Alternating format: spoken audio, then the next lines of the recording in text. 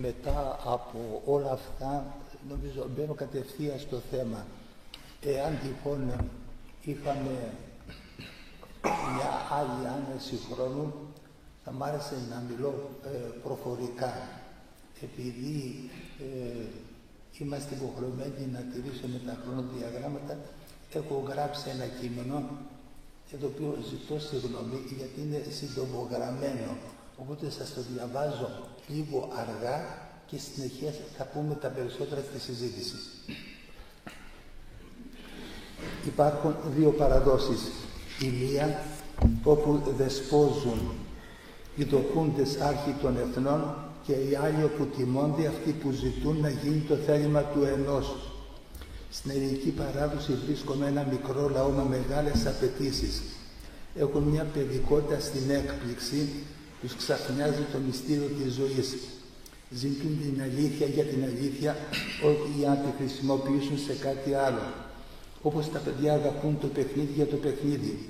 Περιεχόμενο της απασχολήσεώς των είναι η απορία που τους δημιουργεί η ζωή. Ζητούν την αιτία αυτού του μυστηρίου και όχι την κατάκτηση του κόσμου.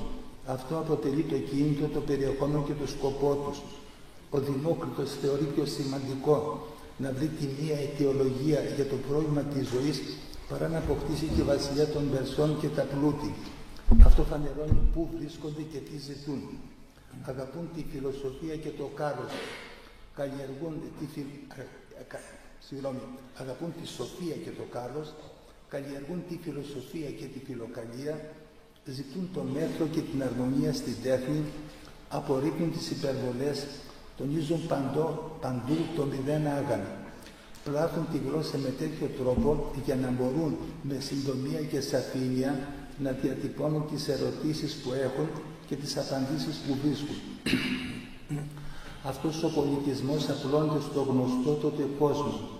Δεν επιβάλλεται με την υπεροχή της δυνάμεις ως κατακτητής, αλλά με την έγκλη του πνεύματος ως ελευθερωτής. Δοκιμάζονται στην ειρήνη και στον πόλεμο, στην νίκη και στην ήττα. Φτάνουν με τις κατακτήσεις του Μεγάλου Αλεξάνδρου μέχρι την Ινδία και το θεωρούν προνόμιό τους οι λαοί που κατακτήθηκαν από τον Μέγα Αλέξανδρο. Υποδουλώνονται οι Έλληνες τους Ρωμαίους και γίνονται οι ηττημένοι δάσκαλοι των κατακτητών. Οι Εβραίοι της Διασποράς μεταφράζουν την Παλαιά Διαθήκη στα ελληνικά. Είναι μια ζωντανή και ανοιχτή κοινωνία. Συζούν με τους άλλους λαούς, κρίνουν και συγκρίνουν, δίδουν και παίρνουν. Ό,τι πάρουν το καλλιεργούν περισσότερο από αυτούς που το πήραν. Με την εμφάνιση του χριστιανισμού έχουμε τους πρώτους Έλληνες χριστιανούς στη Γαλιλαία των Εθνών. Όταν ο Παύλος έρχεται στην Αθήνα, εντυπωσιάζεται που βρίσκει την πόλη κατίδωλων, γεμάτη βωμούς. Χαρακτηρίζει τους Αθηναίους ως τους πιο θεοσεβείς. Διακρίνει ότι γυρεύουν την αλήθεια. Δεν έχουν τίποτε άλλο να κάνουν από το να συζητούν και να ζητούν, να ακούσουν ό,τι νεότερο λέγεται και προτείνεται. Έχουν τους βωμούς στους θεούς με τις ανθρώπινες αδυναμίες και τα πάθη, αλλά έχουν και βωμό για τον άγνωστο Θεό. Από εκεί αρχίζει το κήρυγμά του ο Απόστολος. Αυτό του δίδει αφορμή να τους αναφέρει γνώμες και αναζητήσεις των δικών τους ποιητών και φιλοσόφων. Όταν στείνεις βωμό στον άγνωστο Θεό, φανερώνεις ποιο είναι το επίπεδο της ζωής και των απασχολήσεώς σου. Όταν τιμάς τον Θεό ως άγνωστο, σημαίνει ότι σέβεσαι τον Θεό και όχι το είδωλό του. Βρίσκεσαι σε πορεία αναζητήσεως, όχι σε ψευδές διπλάνες. Η μυσταγωγική συνάντηση της ελληνικής ψυχής με τον αναμενόμενο ιερουργείται από την αρχή της ιστορίας των Ελλήνων. Δεν είναι άδικος ο Θεός, συντροφεύει αγνώστος αυτόν που το σέβεται χωρίς να τον ξέρει. Εάν στηρίζεσαι στη δύναμη των λογισμών σου για να καταφέρεις κάτι δικό σου και να ξεπεράσεις τους άλλους, τότε κερδίζεις αυτά που χάνονται και σε παρασύρουν στην απώλεια. Εάν λατρεύεις τον άγνωστο Θεό και θυσιάσεις όλα χάρη αυτού του αγνώστου, τότε ανοίγεις τον δρόμο της ζωής σου για την έκπληξη που γεμίζει τα πάντα με φως και υψώνει τον άνθρωπο σε άλλο επίπεδο. Η τόλμη του να ζητάς το ένα σε βάζει σε δρόμο επικίνδυνο και ιερό. Εάν είσαι τίμιος στην έρευνα, έρχεται ο άγνωστος και συμπορεύεται μαζί σου. Δεν χαρακτηρίζονται οι άριστοι από τη βουλημία να φάνε για να ζήσουν, από μια θεία μανία να βρουν την απάντηση στα μεγάλα προβλήματα. Αυτό το λέει ξεκάθαρα ο Ηράκλειτος. Οι άριστοι προτιμούν το ένα αντί πάντων, ενώ οι πολλοί τρώνε αχόρταγα σαν τα κτίνη. Αυτοί οι τολμηροί με τις πνευματικές απαιτήσεις που διατυπώνουν τα μεγάλα ερωτήματα και θυσιάζουν τη ζωή τους γι' αυτά, είναι οι γενάρχες τούτου του πολιτισμού, της γλώσσας, της τέχνης και του λαού. Δεν είναι οι σπετεριστές της αλήθειας, αλλά οι μανικοί εραστές. Αποφεύγουν την ύβρι και την ίηση. Πιστεύουν ότι υπάρχει θείος νόμος που επιβάλλει να υπακούμε στη θέληση του ενός, όχι του οποιουδήποτε, αλλά του ενός κοινού και θείου λόγου, του Λόγου και Θεού. Αυτός με τη σοφία του κυβερνά τα πάντα δια πάντων. Όλα αυτά είναι του Ηρακλήτου. Και όταν οι Έλληνες λατρεύουν τον άγνωστο Θεό για τον οποίο ζουν, φιλοσοφούν και αγωνίζονται μια ζωή, αυτό σημαίνει ότι ετοιμάζονται για τη γνώση ή μάλλον βρίσκονται στην οδό της θεογνωσίας, αυτού που ομολογεί και λέγει «Εγώ είμαι η οδός και η αλήθεια και η ζωή». Έτσι δεν μπορούμε να πούμε ότι οι Έλληνες μετεστράφησαν στο χριστιανισμό και άρχισαν την παράδοσή τους. Αλλά πιο σωστό είναι να πούμε ότι στο πρόσωπο του Θεού Λόγου βρήκαν την απάντηση στα αιτήματα που από την αρχή βασάνιζαν την ψυχή τους. Η συνάντηση αυτή πραγματοποιείται στον ενδότερο χώρο της προσωπικής τους ζωής και εκφράζεται με το λειτουργικό ύμνο. «Έφερξας πόθο με Χριστέ και ηλιώσας το θείο σου έρωτη. Με έφερξες με τον πόδο σου και με αλλίωσες, δεν σε αλλίωσα». Έτσι αρχίζει και συνεχίζεται η ιστορία της ελληνικής Ορθόδοξου Εκκλησίας. Άλλοι μιλούν για χριστιανισμό του ελληνισμού και άλλοι για εξελινισμό του χριστιανισμού. Αλλά στην πραγματικότητα έχουμε την καινή κτήση, όπου όλα τα αγενά και τα μεταμορφώνει η χάρις του Πνεύματος. Ξεπερνούνται όλα τα παλιά, ο Ιουδαϊσμός και ο Ελληνισμός, εν γάρ Χριστό Ιησού, ούτε περιτομήτη ισχύ, ούτε ακροβιστία, αλλά πίστης δι' αγάπης ενεργουμένη. Έχουμε τη Ρωμαϊκή Αυτοκρατορία στην εποχή της γεννήσεως του Χριστού και τους διωγμούς κατά των χριστιανών. Σταματούν οι διωγμοί. Μεταφέρεται η πρωτεύουσα από τη Ρώμη στην Κωνσταντινούπολη. Εξακολουθεί να ονομάζεται και να είναι Ρωμαϊκή Αυτοκρατορία. Σιγά σιγά γίνεται ελληνική, ορθόδοξη. Υπάρχει το ελληνικό πνεύμα, η νοοτροπία, η αναζήτηση. Προχωρούμε στη Θεία Αλλίωση. Προσλαμβάνεται, καθαίρεται και μεταμορφώνεται όλος ο αρχαίος κόσμος. Από τη φιλοσοφία που έχουμε μελέτη του θανάτου, προχωρούμε στη λειτουργική θεολογία, όπου έχουμε την κατάργηση του θανάτου. Από τη μέθη και τη μανία των αρχαίων οργείων, προχωρούμε στη νυφάλια μέθη και σόφρονα μανία των αχράντων μυστηρίων. Από την τέχνη που ζητούσε να πετύχει το άγαλμα, την αγαλίαση των ενθύσεων, έχουμε την παράτηση του πνεύματος που διακονεί τη σωτηρία του ανθρώπου. Από τους κλασικούς φιλοσόφους προχωρούμε προς τους μεγάλους πατέρες και οικουμενικούς διδασκάλους. Αυτοί με το φωτισμό του πνεύματος, το βραχή ρήματι και πολλή συνέση, διατέπωσαν το δόγμα της αλήθειας, αγωνίστηκαν για την ορθοδοξία της πίστεως, συνεκρότησαν τις οικουμενικές συνόδους, καθόρισαν τους κανόνες της πνευματικής ζωής, διοργάνωσαν το συνοδικό σύστημα της Εκκλησίας, θέσπισαν τους όρους του κοινοδιακού μοναχισμού, δημιούργησαν τις πρωτοθέσεις της ερημικής ζωής και ασκήσεως, εμελώδησαν εν μέσω της Εκκλησίας μέλος εναρμόνιων θεολογίας, δηλαδή έσωσαν τον αυθορμητισμό και το πλήρωμα της ζωής. Αυτό που πετυχαίνουν το τολμηροί της πίστεως, που τα δίδουν όλα για την αγάπη του Θεού, δεν είναι το αποτέλεσμα του ανθρωπίνου κόπου και της εξυπνάδας, αλλά η έκπληξη της Θείας Δωρεάς που καταρχεί τους όρους της Τωράς και χαρίζει το θαύμα της θεώσεως. Οι μεγάλοι πατέρες και οι Άγιοι της πίστεως πήγαν μέχρι σε εκεί όπου μπορεί να φτάσει ο άνθρωπος. Από εκεί και πέρα ενεργεί η χάρις του Πνεύματος. Τότε ο άνθρωπος δεν πράττει, αλλά πάσχει τα Θεία.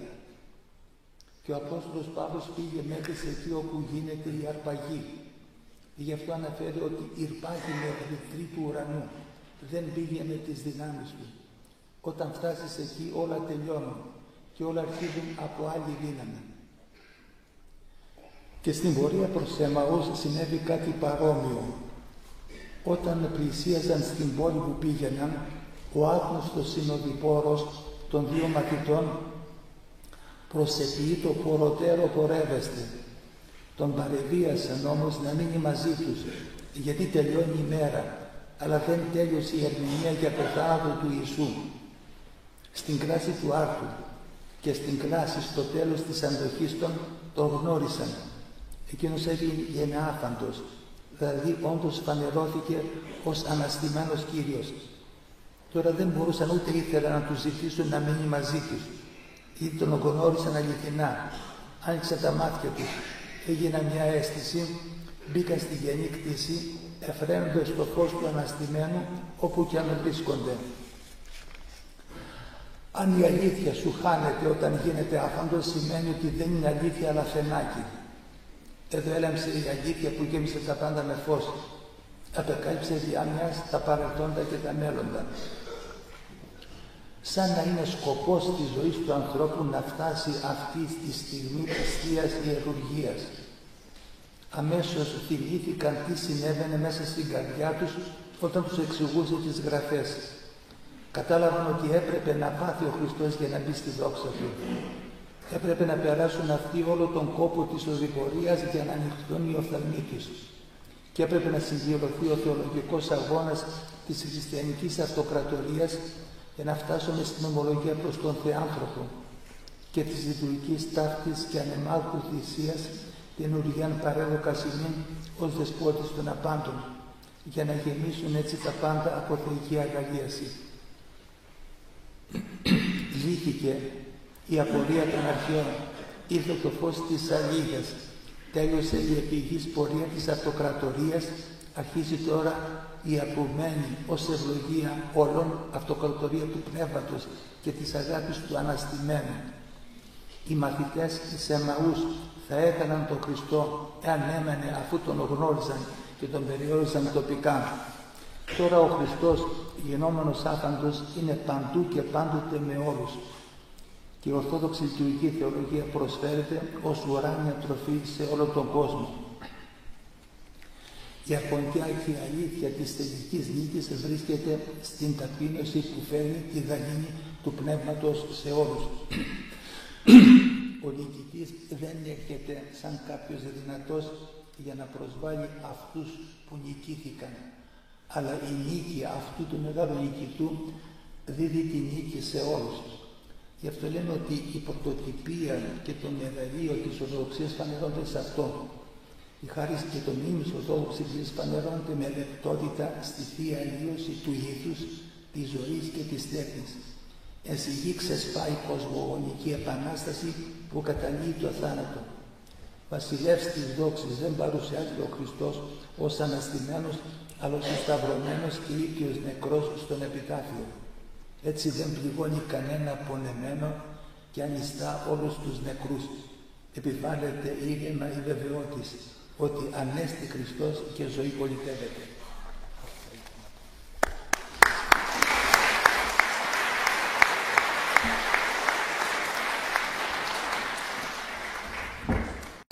Να πω κάτι. Παρακαλώ, παρακαλώ. Να απαντήσω εγώ στην ερώτηση που κάνω στον εαυτό μου. Παρακαλώ. Θέλω λίγο να πω ένα πράγμα, ότι αρχίζομαι. Ναι, εντάξει.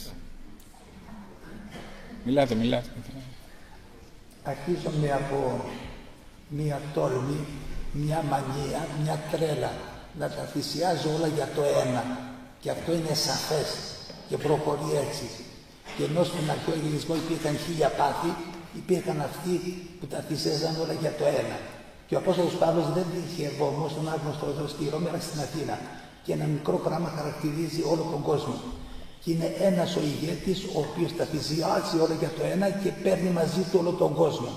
Και ο Χριστός στην Ανάσταση δεν παρουσιάζεται όπως πολλές φορές στη Δύση κάποιος που καμαρώνει γιατί νίκησε, αλλά είναι αυτός ο οποίος έρει όλες τις σειρές των πεπαιδημένων και τους βγάζει στο φως. Οπότε έχουμε αυτή τη μανία, αυτό το χαρακτηριστικό, το οποίο εάν πάρει το δρόμο της αυτοπεποίθησης είναι καταστροφή. Αν βάλει το δρόμο της θυσίας για να γίνει το θέλημα του ενός, τότε παίρνουμε ένα άλλο δρόμο με διαρκείς εκπλήξεις που πάει από δόξα εις δόξα. Και λοιπόν καταλήγουμε στο μεγαλείο της ταπεινώσεως. Η Επανάσταση, να έρχεται ο νικητής σαν εσταυρωμένος νεκρός και σαν ύπτιος νεκρός, αυτό αρχίζει από τη μανία των αρχαίων Ελλήνων που δεν μιλούν για ταπείνωση, αλλά καταδικάζουν την ύλη και την ίηση. Και σου λέει και ο ήλιος, αν ξεπεράσει τα μέτρα, θα τιμωρηθεί.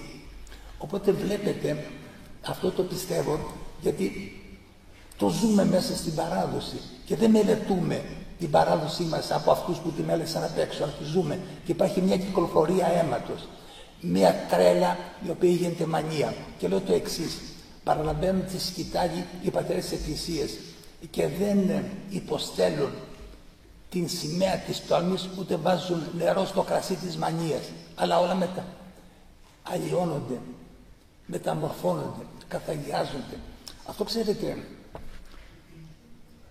η μανία και η μέθη των αρχαίων οργείων δείχνει μία αναζήτηση του ενός που ξεπερνά τα πάντα. Αλλά όταν είναι ανθρώπινη, μπλέκεται μέσα και γίνεται τα όργια. Όταν φτάνουμε στην περίοδο της χαριτός, δεν είναι ότι κόβουμε τη δύναμη της ζωής, αλλά έχουμε τη μετάφραση, τη μεταμόρφωση. Γι' αυτό μιλάμε για νυφάλιο μέθη και σόφρονα μανία. Και στο τέλος είναι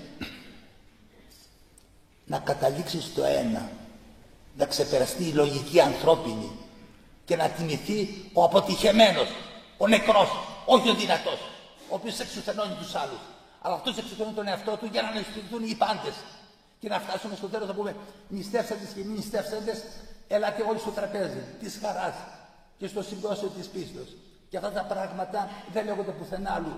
Αλλά αυτά τα πράγματα για να τα ζήσεις και να μην είναι σκάνδαλο, θα πρέπει να προχωρήσεις, να διαλυθείς, να θυσιαστείς, να λιώσεις, να γίνεις τίποτα και να αγαπήσεις το τίποτα. Να αγαπήσεις την ταπείνωση, να αγαπήσεις την διαγραφή. Να αγαπήσεις να είσαι ο τελευταίος από όλους. Και τότε ανίστασε από μια άλλη δύναμη και τότε χαίρεσαι. Όχι γιατί σώθηκες, γιατί σώθηκαν όλοι και ουδής νεκρός ουδής επιμνήματος. Και αυτό το πράγμα είναι το εξής. Θα σας πω τώρα. Άκουσα κάτι ποίηματα που τα διάβαζε ο Βάρναλης. Βλακίες.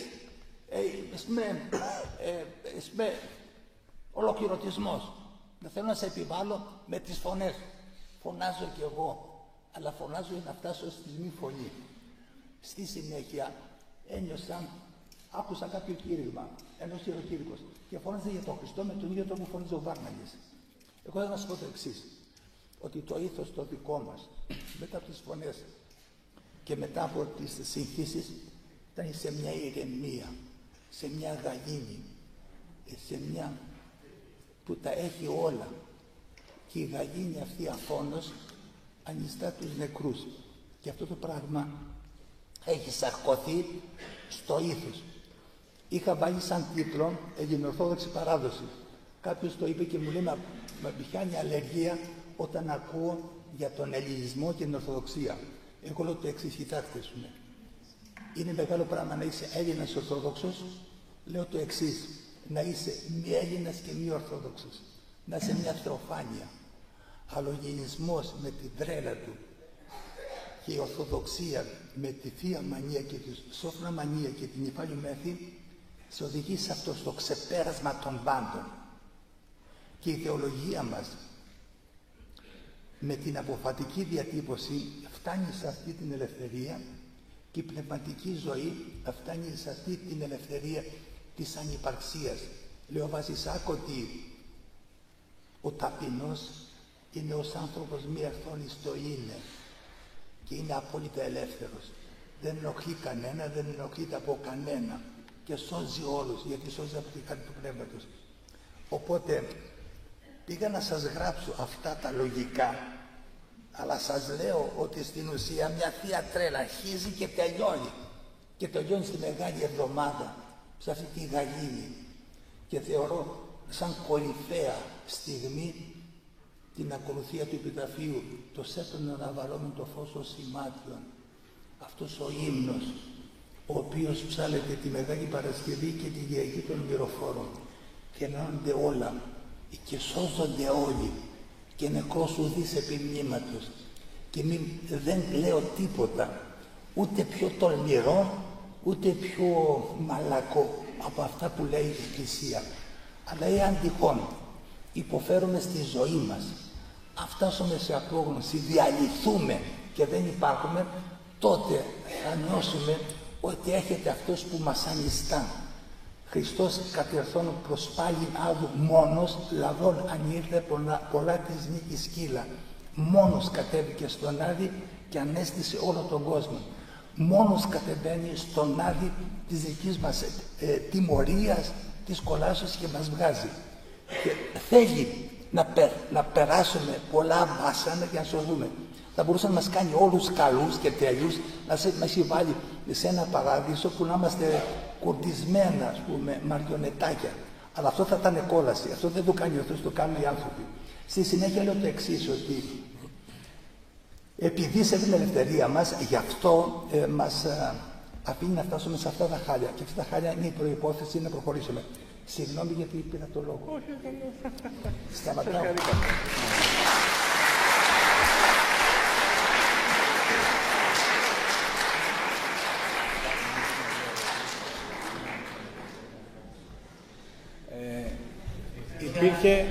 Υπήρχε μία ερώτηση ψηλά. Είχα διαβάσει κάποιες σκέψεις σας σε ένα βιβλίο που έχετε γράψει και λέτε, αν δεν αγαπάς, στενεύει ο χώρος σου και λιγοστεύει ο χρόνος σου. Να ρωτήσουν κανένα δύο και μετά να πείτε.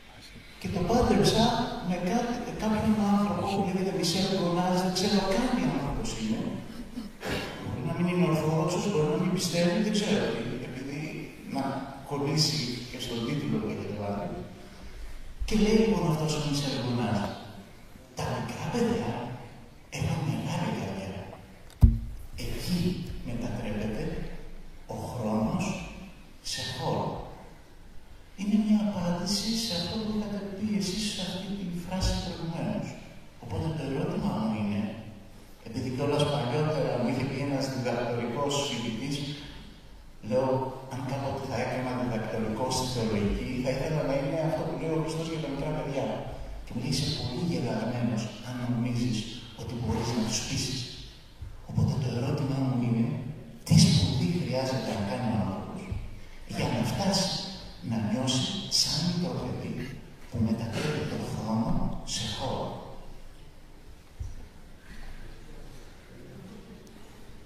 Γέροντα, να πούνε κανένα δύο ερωτήσεις για να μπορέσετε να... Ωραία. Άλλες δύο ερωτήσεις παρακαλώ. Υπάρχει άλλη μία επάνω και ο κύριος εδώ κάτω. Ναι. Δεν είδα άλλο, συγγνώμη, θα έχουμε καιρό και στη συνέχεια. Λοιπόν, ναι. Γέροντα, περιμένετε λίγο. Περιμένετε. Εδώ ο κύριος, στην τέταρτη γραμμή.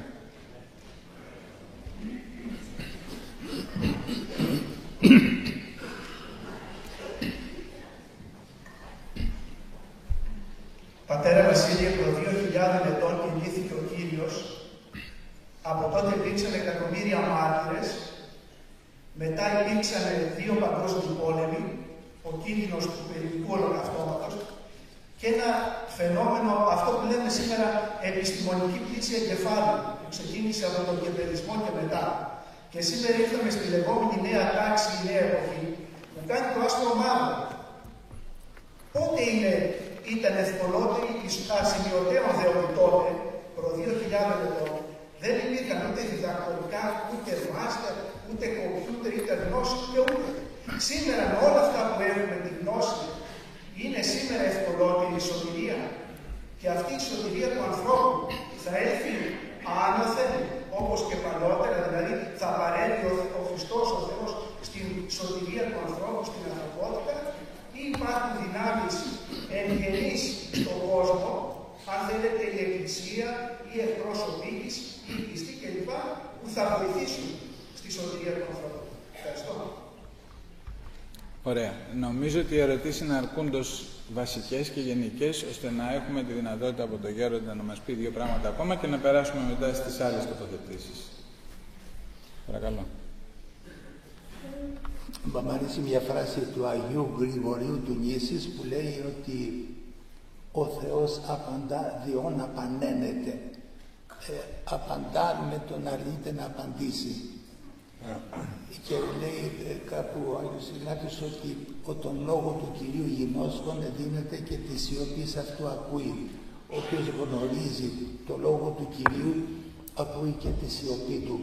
Οπότε όταν πάρουμε την αίσθηση, την σωστή από την Εκκλησία, τότε ακούμε το λόγο του Θεού από τη σιωπή και ακούμε και το λόγο του Θεού από την παραποίηση κάποιων ανθρώπων που με αυτόν τον τρόπο εκφράζουν τον πόνο τους και ζητούν το πλήρωμα της ζωής και της ισορροπίας που βγαίνει στην Εκκλησία.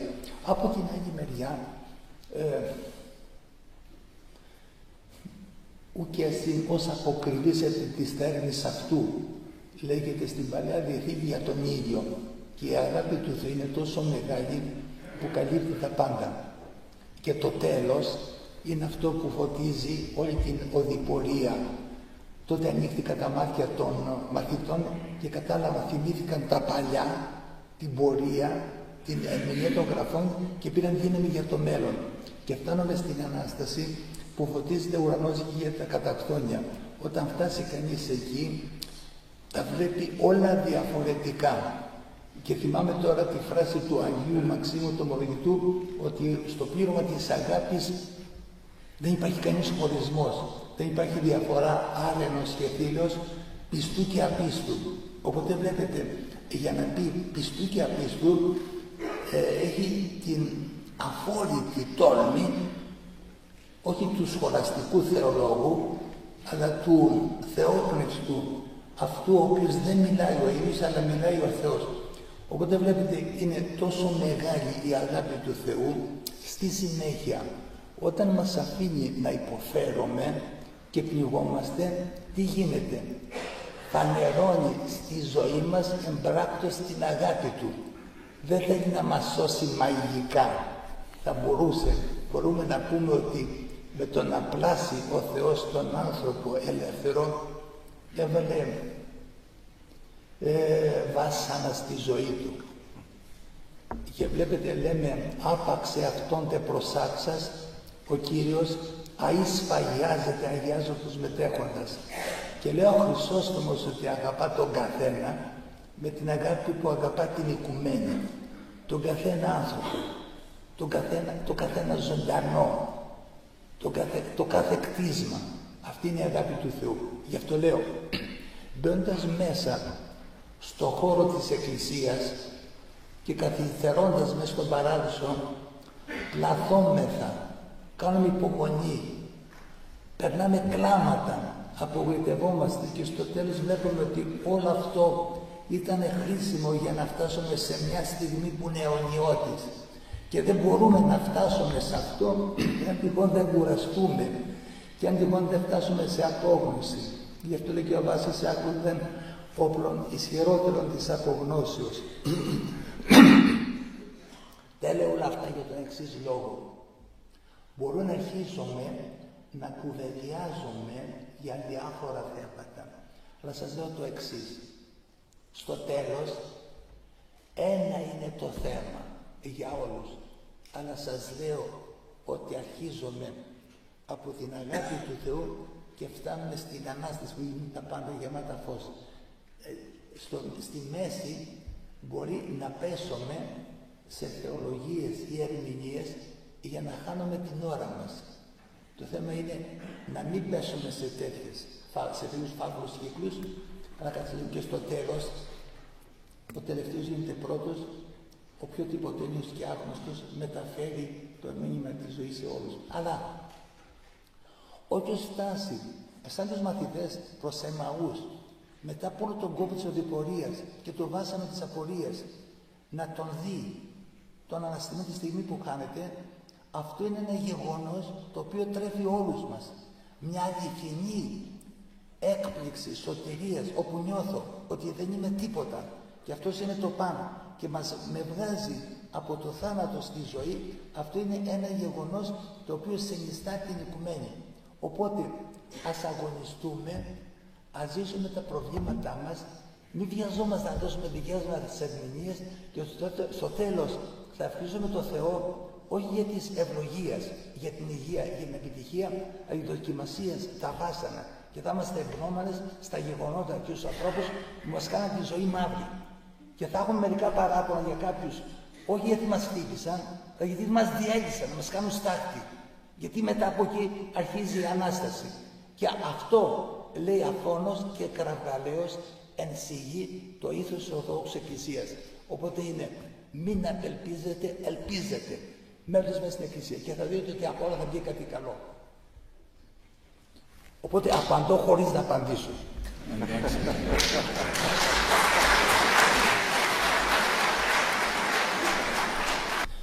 Κοιτάξτε, μου αρέσει η αποτυχία και μου αρέσει η σύγχυση και να τα κάνουμε θάλασσα. Και ο Θεός μας έκανε έτσι να τα κάνουμε θάλασσα. Γιατί να τακτοποιηθούμε με αποτελεσματικότητα από οποιοδήποτε είναι δράμα υπόθεση. Να λείπει αυτός ο παράδεισος. Οπότε ο Θεός είναι αγάπη και επειδή μας αγαπά παρουσιάζεται σαν αδύνατος και σαν ανύπαρκτος. Δεν υπάρχει Θεός. Και το κάνει συνειδητά για να υπάρξουμε εμείς. Θα μπορούσε να μας κάνει, κοιτάξτε, όλα τα ζώα, πώς λέγει ο Αριστοτέλης ότι ας πούμε του Θεού υπηκούν θεσμείς, υπακούν στους θεσμούς, όλα τα ζώα. Ο άνθρωπος είναι ζώο αντίθασος και το έκανε έτσι ο Θεός και του βάλε την πνοή τη δική του μέσα στον άνθρωπο. Οπότε αρχίζει όλη η περιπέτεια της ελευθερίας και η δυνατότητα της θεώσεως και κάθε ένας άνθρωπος αρχίζει όλη η οικουμένη και μια στιγμή αποκαλύπτει τα πάντα και ζούμε για να φτάσουμε σε μια στιγμή και για να φτάσουμε σε αυτή τη στιγμή πρέπει να γίνουμε πτώμα, να νιώσουμε, να διαλυθούμε και υπάρχει η ζωηφόρος νέκρωσης και η θαλάτηφόρος νέκρωσης. Τώρα χαίρεται κανείς αυτή την περιπέτεια. Να σας πω και εγώ εξομολογητικά, ποιος ο Θανάσης μιλάει εξομολογητικά σου. Και ο Βασίλης με υπακοή. Καταρχήν σας λέω ότι είναι ειλικρινής η αδερφική αυτή η συνάντηση γιατί βλέπετε ότι λέμε ότι μας κατέβει. Αυτό είναι το καλό.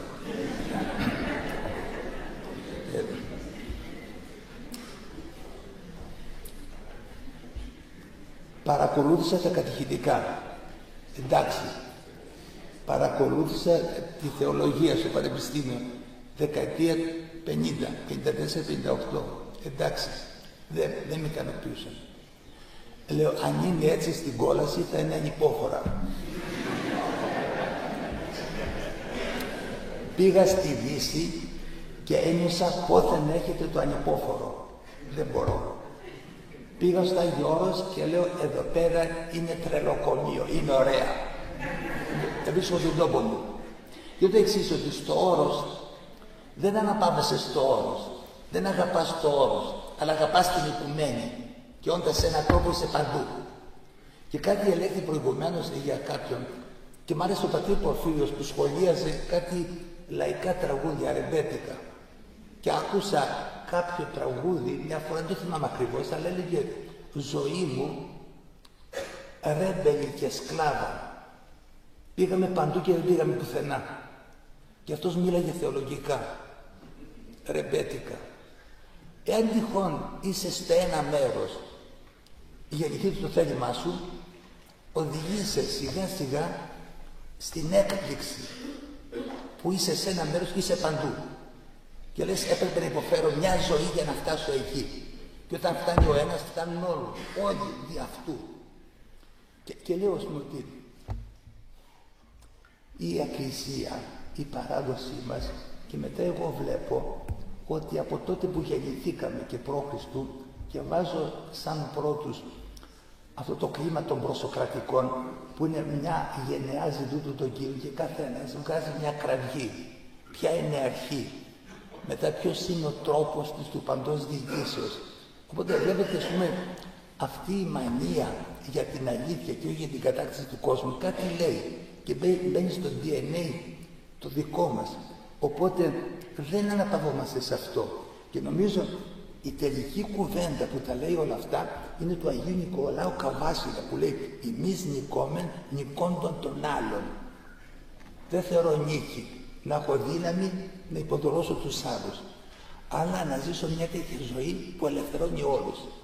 Αυτό είναι το παράδοξο. Αυτό δε ήρεμα, γαλήνια, χωρίς φωνές, διούται στο ήθος της Ορθοδόξου λειτουργικής θεολογίας, στη Θεία Λειτουργία. Γι' αυτό πούμε ότι ευχαριστούμε γιατί της λειτουργικής τάκτης και ανεμάκτου θυσίας την Ιουρία παρέδοκα σημείν. Μας παρέδωσε. Είναι αυτά που λέμε μια στιγμή τα Άγια της Αγίης και λες πρέπει να είσαι πυρακτωμένος για να ενωθείς με το πυρ. Αλλά λες θα ήθελα, δεν μπορώ.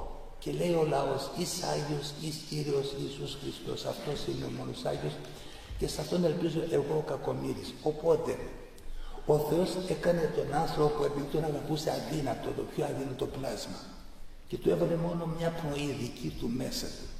Βλέπετε ένα κατσικάκι μόλις γεννηθεί, πατάει στα πόδια του, τρέχει. Ένα μωρό ανθρώπινο βρέφος νεογνώ είναι αγέννητο. Αν το φροντίζει η μάνα του, θα πεθάνει, δεν μπορεί να σταθεί στα πόδια του. Όλα είναι μέσα στο πρόγραμμα. Μετά γνωρίζει τον κόσμο με το να το βάζει στο στόμα το κάθε τι. Μετά αγαπά το παιχνίδι, μετά αγαπά τη ζωή, μετά φτάνουν τα βάσανα. Μετά φτάνει ο Παύλος να λέει ότι όταν ασθενώ τότε είμαι δυνατός και όλη τη σπαθή μαζί μου, και στο τέλος όλα γίνονται αφορμή αγκαλιάσεως για να πεις ένα δόξα από τον Θεό. Αλλά για να φτάσεις σε αυτό το σημείο θα πρέπει εκούσια να δεχτείς αυτό το μυστήριο της ζωής. Να είσαι ανοιχτός, να είσαι ελεύθερος, να παρακολουθείς, να μην δίδεις βιαστικές απαντήσεις δικές σου. Δεν το λες από τους αρχαίους. Να δω ποια είναι η αρχή του παντός. Ένα. Δεύτερον, όχι ύβρις και είδησης. Γνώθεις αυτόν Θεό που δυσύλλαβες εντολές που λένε τα βασικά. Οπότε φτάνουμε στη σάκωση του Θεού Λόγου, στη λειτουργική θεολογία και έχουμε αυτό το κλίμα. Οπότε αντιμετωπίζουμε τα πράγματα ως έχουν. Τώρα υποφέρουμε αυτά επειδή είμαστε λαθροματενάστες σε αυτόν τον τόπο. Τα πετάξαμε όλα και μάθαμε άλλη γλώσσα. Παπαγαλίστηκε, κορακίστηκα και τα κορακίστηκα δεν μιλιώνται. Και εδώ πέρα μιλιέται η μητρική γλώσσα του ανθρώπου. Και ποια είναι αυτή η μητρική γλώσσα του ανθρώπου? Να ζητώ το ένα και να τα θυσιάζω όλοι για αυτό το ένα. Τι είναι αυτό? Ένας έρος θείος, μια θεόθεν δοθήσα μανία. Και στη συνέχεια έχετε αυτή η χάρις και λέμε ότι αυτός ο τρελός δεν αξίζει για αυτό που έκανε με την εξυπνάδα του και τη δουλειά του, αλλά αξίζει αυτό που του χάρισε ο Θεός για την τόλμη, την παλαβουμάρα του να λατρεύει τον άγνωστο Θεό και τα δίνει όλα για τον ένα. Οπότε νιώθεις μέσα στην Εκκλησία, στο κλίμα της Εκκλησίας, ότι υπάρχει μια απόλυτη ελευθερία και ταυτόχρονα αοράτως κάποια χέρια σε πλάθουν και κάποιος αοράτως σου κάνει συντροφιά. Γιατί αοράτως? Για να μην σε προσβάλλει.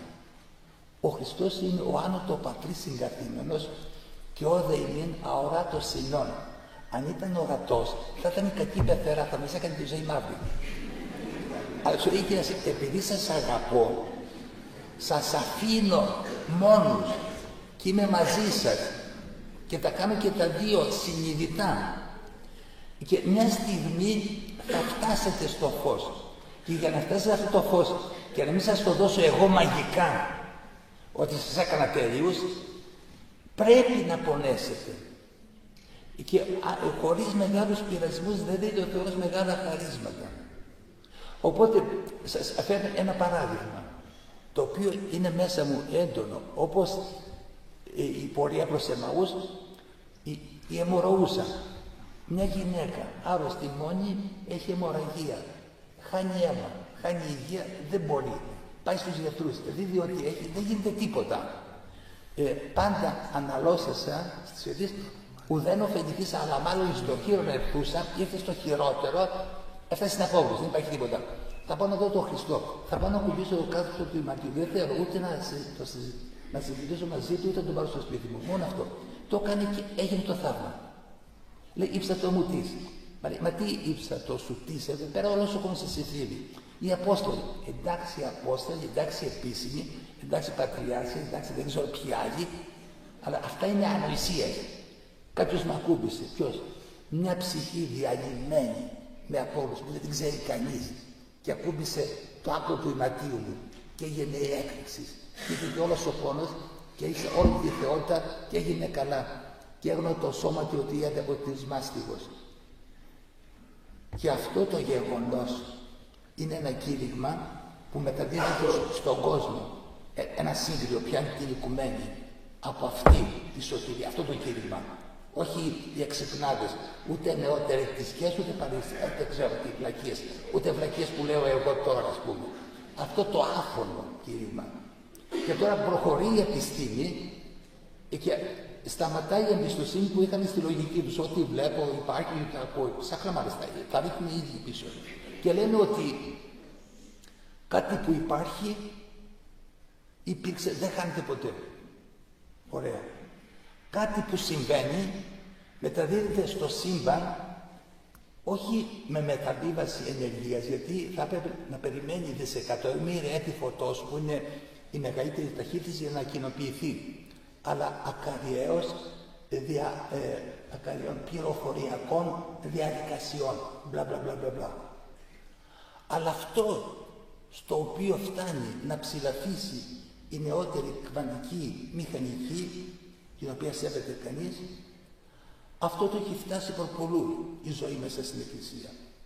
Οπότε λες τώρα, τι είναι καλύτερο, να είμαι Απόστολος ή καταρχήν ληστής, κρεμασμένος για να μπω πρώτος στον παράδεισο, ή Απόστολος για να τον πουλήσω τον δάσκαλο ή να τον αρνηθώ.